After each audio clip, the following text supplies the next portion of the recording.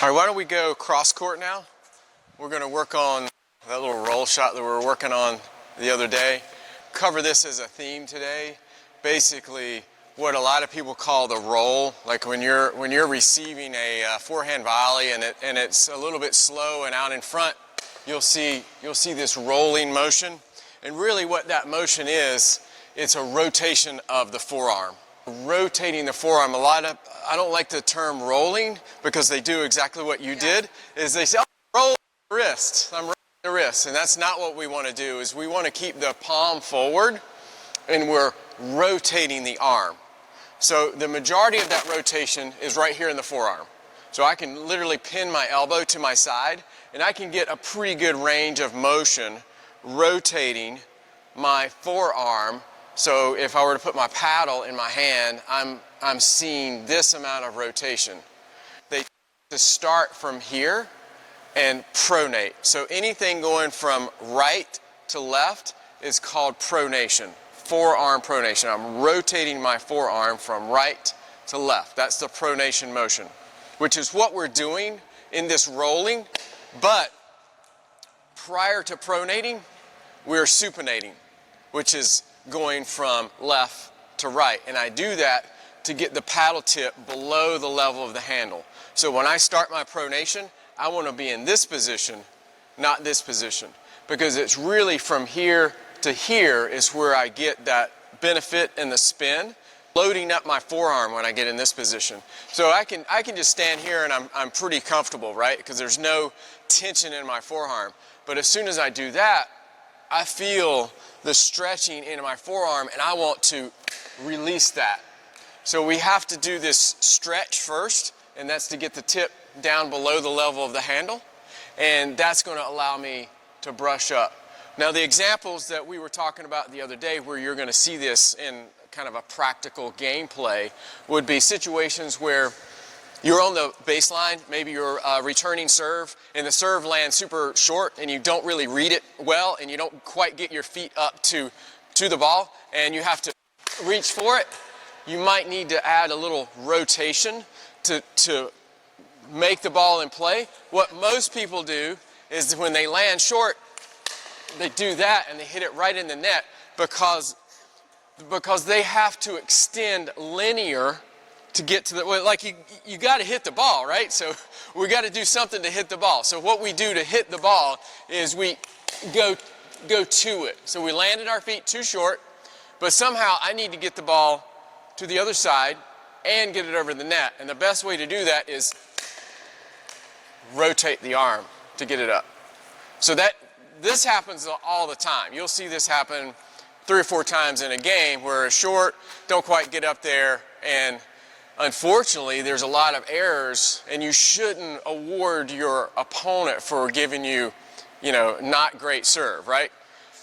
The other application is those roll shots at the net, where someone's trying to hit their third shot drop, we're trying to keep them back. If we let it bounce, then the propensity is what we want to do instead is take the ball out of the air, which takes time away from them and keeps them back. And then the other 2 applications are, once you learn this motion, then it pretty much becomes your serve. And guess what else? Your return, right? This is helpful for you to control the ball. This is not about hitting it harder. It's about receiving challenging balls and being able to control them back to your targets. So what we're going to do is we're going to practice this motion at our dinks. So that's the last example, is that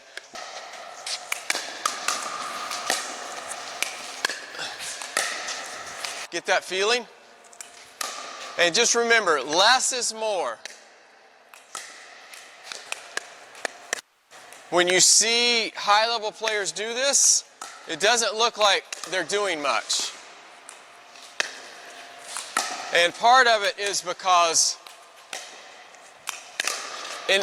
I'm able to keep my hand in that strike zone. So let's say my contact point is here, I'm going to have a little box right here.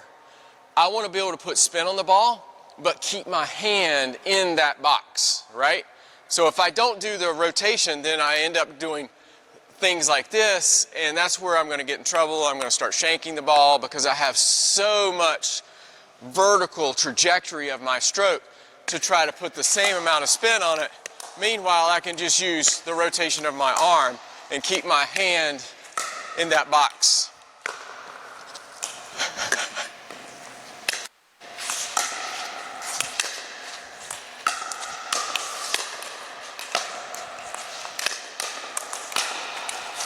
Receive this ball a little bit earlier than your normal flat shots. And the reason is there's a little more preparation involved. Like if I'm just doing a flat shot, in real time, I get the paddle under the ball and swing upwards. But to do this, I need to create that load, and that takes time. Meaning that I need to rotate, because I'm not going to just stand here and receive balls because I might get some backhands and things like that. So I'm going to still start from my ready position, but I need to go from ready position and then rotate and then start that rotation before contact. So there's a lot going on before contact versus if I'm just doing a flat shot, all I'm doing is just getting the paddle into the ball. So I'm going to receive it, load, unload as part of the stroke. So you have to prepare a little bit earlier than your normal dinks.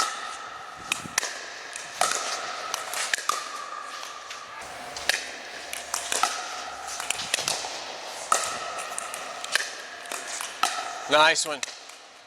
Woo! No way. That's crazy.